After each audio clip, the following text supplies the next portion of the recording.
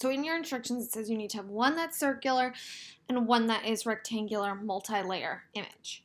So if we go back over to our selection tool, it was that dotted rectangle. If you left click on it, you can make it into an ellipse. There are some other options, but we are primarily concerned with the ellipses.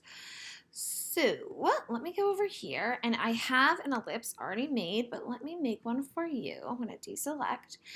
And I can make the ellipse like an actual ellipse, more like an oval, or I can make it like a circle. If you want it to be a perfect circle, you're going to hold down Shift.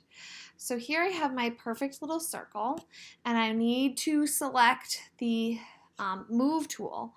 And then I'm going to just bop it over here. And I don't know, maybe I'm going to butt this little teacup up with that edge. And I want to change this to teacup. And it's kind of like the middle of the teacup because I'm going to do this more than once. And I'm going to change my opacity so that it's really light.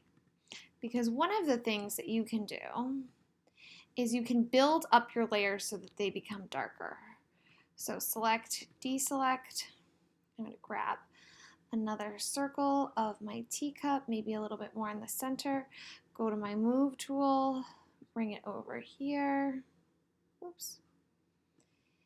Move tool, bring it over, drop it down. Now I'm going to try and match up this edge, and sometimes using your arrow keys, so right now I'm using my arrow keys, makes it a little bit easier than if you're using the mouse. And I'm going to fade that. Oh, we can start to see that it doesn't quite match up here. So I can take my arrow keys after I select the layer, of course, and kind of like nudge it around. Might be over here a little bit more. All right. So now where these two layers overlap, it starts to become darker. So let's do another one.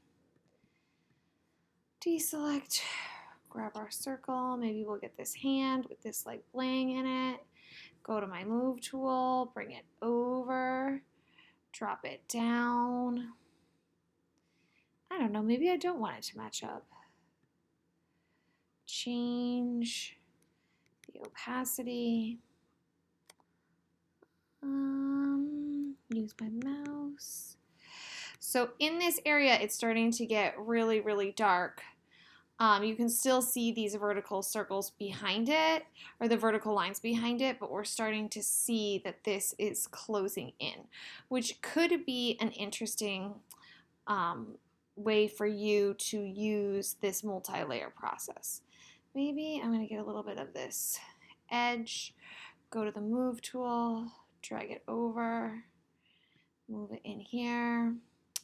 Now the only thing I don't like is I don't like that that's a flat edge when everything else was circular. So I'm going to actually, well, I'll leave this here. I can see layer 3.